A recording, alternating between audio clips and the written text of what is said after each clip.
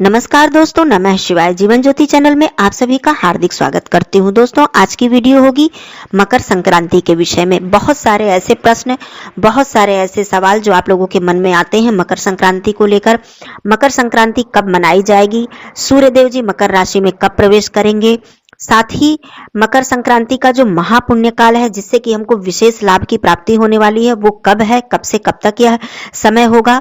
दूसरी बात, आप लोग मकर संक्रांति पर क्या क्या करना है आप लोगों को, जैसे कि सुबह से आपको सबसे पहले क्या करना है, दान कब करना है, स्नान कब करना है। जो भी हमारी माताएं बहनें हैं वो श्रृंगार कब करें, श्रृंगार इस दिन करें या नहीं करें, ये भी एक प्रश्न आता है। जैसे कि पैरों में महावर, सिंदूर इत्यादि लगा सकती हैं या नहीं लगा सकती हैं। क्या दान करने के बाद श्रृंगार करें या फिर श्रृंगार करके दान करना है। दूसरी बात, बालों को धुलें या नहीं धुलें माताएं बहनें, ये भी बहुत बड़ा प्रश्न होता है माताओं बहनों के मन में।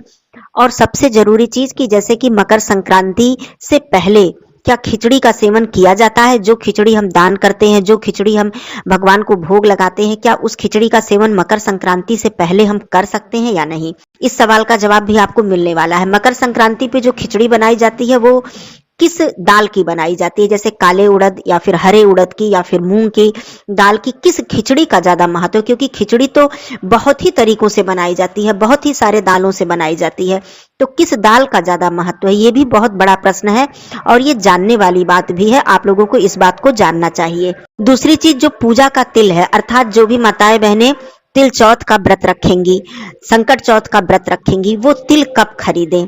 क्या तिल का सेवन वो पहले कर सकती हैं इस व्रत से या नहीं कर सकती हैं। क्या खरमास में ही वो तिल खरीद लें या ना खरीदें। बहुत सारी बातें आप लोगों को इसमें पता चलेंगी। और भी कोई प्रश्न आप लोगों के मन में होगा तो आप लोग कमेंट में भी पूछ सकते हैं। आइए एक एक करके सारी बातों को समझ लेते हैं। तो वीडियो में आप लोग बने रहिएगा अंत तक। चैनल पे यदि पहली बार हैं तो चैनल को सब्सक्राइब कर लीजिएगा। वीडियो पसंद आता है तो इसे एक लाइक जरूर कीजिएगा। कमेंट बॉक्स में नमः शिवाय जरूर लिखिएगा। दोस्तों, आइए एक एक करके सारी बातों को समझते हैं। देखिए, सबसे पहली बात मैं बता दूं कि इस वर्ष 2024 में मकर संक्रांति 15 जनवरी को मनाई जाएगी। संक्रांति क्यों मनाई जाती है, इस पर्व का तिथि से संबंध नहीं होता है, बल्कि इस पर्व का संबंध होता है कि सूर्यदेव धनु राशि को छोड़कर मकर राशि में कब प्रवेश कर रहे हैं। तो कभी कभी यह पर्व 14 जनवरी को पड़ जाता है, कभी कभी 15 जनवरी को पड़ जाता है। तो जब सूर्यदेव का जो राशि परिवर्तन हो रहा है वो 14 जनवरी की रात्रि है, तो देर रात 2:54 पर धनु राशि छोड़कर ये मकर राशि में प्रवेश कर रहे हैं सूर्यदेव। तो जो उदया तिथि होगी वो 15 जनवरी को सुबह सवेरे हम लोग इस पर्व को मनाएंगे, क्योंकि यह स्नान दान के लिए विशेष रूप से महत्व है इस पर्व का, तो इसे उदया तिथि में ही मनाया जाता है। अब मकर संक्रांति का जो पुण्य काल है वो क्या है, प्रातः 7:15 से लेकर शाम 6:21 तक। मतलब कहने का यह है कि इस दिन पूरा ही दिन शुभ है आप लोगों के लिए, लेकिन महापुण्य काल जिसमें कि यदि आप स्नान और दान ये दो कार्य यदि आप कर लेते हैं तो इससे आपको विशेष लाभ की प्राप्ति होगी। माँ लक्ष्मी जी की विशेष कृपा आपको प्राप्त होने वाली है। जो महापुण्य काल का समय है वो 7:15 से ही शुरू हो रहा है और ये 9:06 तक ही रहने वाला है। तो इतना समय बहुत है दोस्तों। यदि आप स्नान और दान इस समय में कर लेते हैं तो ये बहुत अच्छी बात है। बाकी आप पूजा पाठ और जो भी खिचड़ी खाने का जो भी नियम होता है या खिचड़ी दान करने का नियम होता है, मतलब पकी हुई खिचड़ी ब्राह्मण को भोजन कराने का नियम, ये सब आप बाद में कर सकते हैं, लेकिन स्नान और दान आप लोग इस समय के बीच में यदि कर लेते हैं तो ये बहुत ही ज्यादा उत्तम होगा। वैसे आप पूरा दिन कर सकते हैं, शुभ है, पूरा दिन ही शुभ है आप लोगों के लिए। चलिए अब आइए एक एक करके मैं बात करती हूँ कि क्या क्या करना है। मेरी माताएं बहनें कैसे कैसे क्या करेंगी और मेरे पुरुष भाई भी जो हैं वो सभी लोगों के लिए है ये नियम।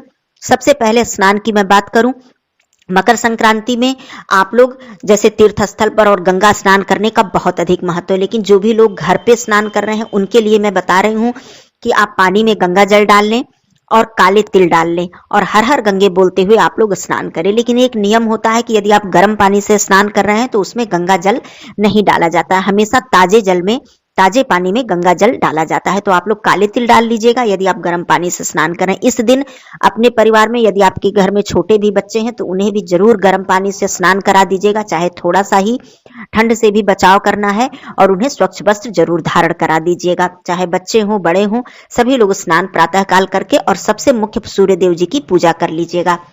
सूर्यदेव जी की पूजा करने के बाद आपको सबसे पहला कार्य दान करना है, सबसे पहला कार्य। और दान के लिए मैं बता दूं कि दान की जितनी भी सामग्री है वो सब आप लोग निकाल के व्यवस्थित करके पहले ही रख लीजिएगा। पहले रखकर उसके बाद स्नान कीजिए और तुरंत ही आप लोग दान कर दीजिए, या चाहें तो आप लोग दान करके उसके बाद भी आप सूर्यदेव जी को जल दे सकते हैं, उनकी पूजा अर्चना आप लोग कर सकते हैं। अब आइए मैं बात करती हूँ माताएं बहनें क्या श्रृंगार करके दान करें। जैसे कि माताओं बहनों के लिए बहुत ही आवश्यक नियम होता है श्रृंगार करना, तो इस दिन आपको श्रृंगार तो करना ही है। आप लोग पैरों में इस दिन आलता भी लगाइए, सिंदूर भी लगाइए, बालों को नहीं धुलना है क्योंकि ये दिन है सोमवार का, तो सुहागिन स्त्रियों के लिए सोमवार का दिन वर्जित होता है, तो बालों को नहीं धुलना है। आप लोग थोड़ा सा गंगा जल बालों में थोड़ा छिड़क लीजिएगा, लगा लीजिएगा तो पवित्र हो जाएंगे आप लोग। और उसके बाद आपको सिंदूर भी आप थोड़ा सा लगाकर दान पहले कर लीजिएगा। दान का जो कार्य है वो सबसे पहले कर लीजिएगा, फिर आप आलता वगैरह बाकी जो आपके श्रृंगार हैं आप लोग कर सकती हैं, लेकिन सबसे पहला कार्य दान का है। अब दान में आपको क्या करना है, दान की तो कोई सीमा नहीं है, लेकिन जो खिचड़ी का मुख्य दान है, जिसको कि मकर संक्रांति कहते हैं, खिचड़ी कहते हैं, अलग अलग नामों से जानते हैं, तो इसका जो मुख्य दान होता है वो खिचड़ी का ही दान होता है, इसीलिए इस पर्व का नाम भी खिचड़ी पड़ गया है। और खिचड़ी में जैसे कि मैंने बताया कि किस तरह की खिचड़ी का दान होता है, तो इस पर्व में सबसे जो मुख्य होता है वो काले उड़द और चावल, इसी की खिचड़ी का दान होता है। यही खिचड़ी गरीब या ब्राह्मण को भी खिलाया जाता है, इसी खिचड़ी का भोग भगवान जी को लगाया जाता है और इसी खिचड़ी का सेवन स्वयं भी किया जाता है, इस बात का ध्यान रखिएगा। वैसे तो खिचड़ी बहुत तरीके से बनती है, मूंग दाल की बनती है, हरे उड़द की भी बनती है, अरहर दाल की भी बनती है, लेकिन आप लोग मकर संक्रांति पर काले उड़द का ही प्रयोग कीजिएगा और इसी की खिचड़ी दान कीजिएगा और यही खिचड़ी सेवन पूजा में भोग लगाइएगा, दान कीजिएगा, खिलाइएगा ब्राह्मण को और लोगों को, गरीबों को, मतलब इसी खिचड़ी का महत्व है, मैं इसलिए क्लियर बता दे रही हूँ। बाकी आप तरह तरह से खिचड़ी बनाइए और खाइए। अब मैं बात करती हूँ कि क्या मकर संक्रांति से पहले खिचड़ी खा सकते हैं, तो हर तरीके की खिचड़ी खा सकते हैं, लेकिन काले उड़द और दाल की जो खिचड़ी है ये हम लोग मकर संक्रांति के बाद ही खाते हैं, मतलब मकर संक्रांति पर ही खाते हैं। उससे पहले काले उड़द और चावल की खिचड़ी हम लोग नहीं खाते, ये हमारे यहाँ का नियम है। आप लोगों के यहाँ भी जैसी भी परंपरा हो, लेकिन ये नियम अधिकतर सभी लोगों के यहाँ मान्य होती है। चलिए ये बात भी क्लियर हो गया। अब मैं दान के बारे में बता रही हूँ।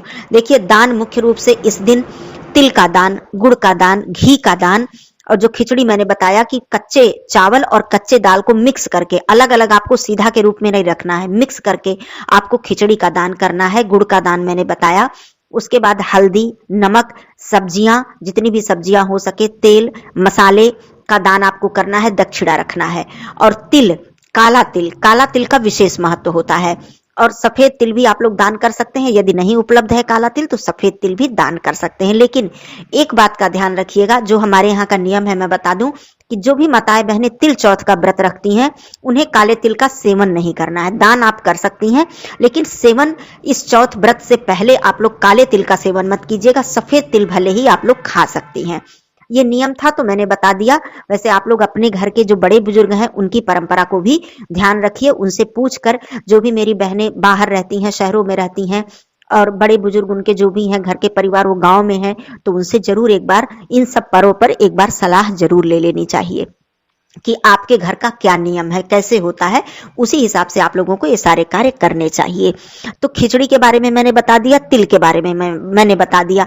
अब मैं बात करती हूँ कि काला तिल आपको कब खरीदना है। ये तो आप सभी लोग जानते हैं कि पौष मास में ही हमें काला तिल खरीदना होता है। माघ में काला तिल खरीदना वर्जित होता है।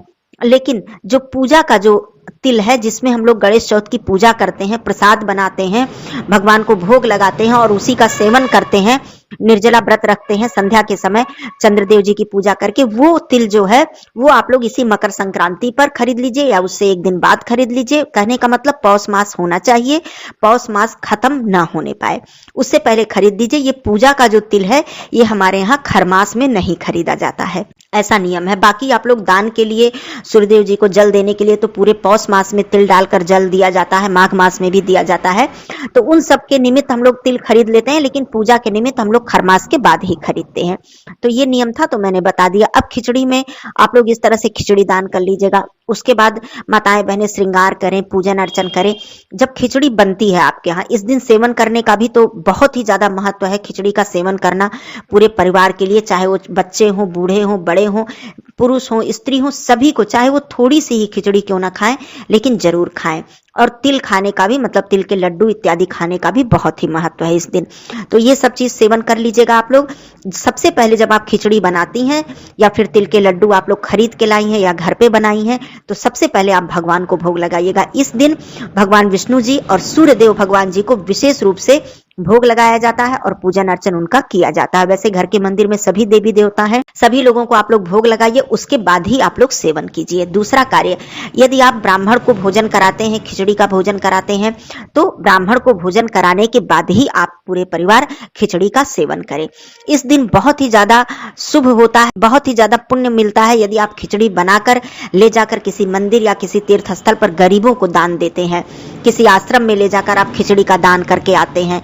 पकी हुई खिचड़ी, मतलब जैसे खिचड़ी और सब्जी आपने बना लिया और ले जाकर भोजन के रूप में आपने वितरित कर दिया गरीबों में, तो ये बहुत ही ज्यादा उत्तम होता है। और मैं दान के विषय में बताऊं, क्योंकि ये जो पर्व है ये स्नान और दान के लिए ही बहुत ही ज्यादा महत्व रखता है। तो इस दिन आप लोग खिचड़ी का दान कर सकते हैं और जितनी भी सामग्री मैंने बताई, गुड़ है, तिल के लड्डू हैं, मूंगफली है, इन सभी चीजों का दान आप लोग कर सकते हैं। ठंड के कपड़ों का दान कर सकते हैं, कंबल इत्यादि इस दिन आप लोग गरीबों में बांट दीजिए। भगवान ने आपको दिया है, माता लक्ष्मी जी की कृपा है, तो आप लोग जरूर दान कीजिए। जूते चप्पल का दान कर दीजिए। इस तरह से आप मंदिर में, गरीबों में, किसी आश्रम में जाकर दान कर सकते हैं। लेकिन कुछ भी ना कर पाए, जो भी मेरे भाई बहन मान लीजिए कुछ भी ना कर पाए, तो खिचड़ी का दान तो जरूर ही कर दीजिएगा और कुछ दक्षिणा रख दीजिएगा। इतना तो सभी लोग कर सकते हैं। मान लीजिए कोई भी विशेष परिस्थिति है, सारी व्यवस्था नहीं हो पा रही है, तो कम से कम आप चावल दाल मिलाकर खिचड़ी, उस पर कुछ आप 10-20 जो भी आपके पास हो दक्षिणा रख दीजिए।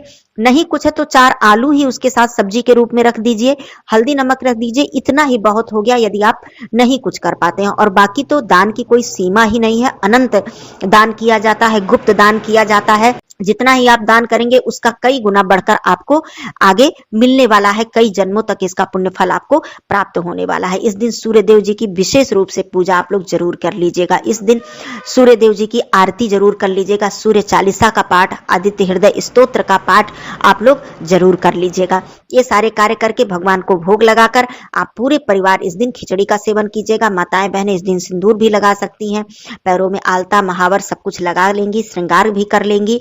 लेकिन अपने घर के छोटे छोटे बच्चे भी यदि हैं तो उनके भी आप वस्त्र बदल दें, नहला दें तो बहुत अच्छी बात है। गर्म पानी से थोड़ा सा नहला देंगी तो ऐसा नहीं है कि कोई बहुत दिक्कत हो जाएगी। यदि तबीयत नहीं खराब है, बीमार नहीं है, तो कोई दिक्कत नहीं है, आप लोग जरूर कर दीजिएगा। या फिर बहुत ही दिक्कत है, कोई बच्चा है या कोई बुजुर्ग है, बीमार है, तो कम से कम गंगा जल छिड़क के, पानी में थोड़ा सा मिलाकर गंगा जल छिड़क के और वस्त्र को बदल दीजिए, वस्त्र इत्यादि बिस्तर इत्यादि साफ सुथरा कर दीजिए, तो ये भी मान्य होगा। और दान करवा दीजिए। कोई बुजुर्ग हैं, बिस्तर पे हैं, बीमार हैं, उनके हाथों से भी जरूर दान करवा दीजिए। बच्चों के हाथों से भी दान करवा दीजिए। ऐसा नहीं कि केवल आप दान करें, परिवार के प्रत्येक सदस्य को खिचड़ी का दान जरूर करवा दीजिएगा। छोटे से छोटा बच्चा आपके घर में है, आपके पास है, तो आप उस छोटे से बच्चे से भी दान करवा दीजिएगा। तो इस तरह से दान आप लोग जरूर करिएगा। और स्नान का भी मैंने बता दिया। मकर संक्रांति पर यही सारे नियम है। और तिल और खिचड़ी के विषय में भी जो नियम था वो मैंने बता दिया। फिर भी कोई प्रश्न है आप लोगों का मकर संक्रांति को लेकर तो आप लोग जरूर पूछ लीजिएगा। फिर मिलती हूँ अगले वीडियो में। तब तक के लिए धन्यवाद। नमः शिवाय। हर हर महादेव।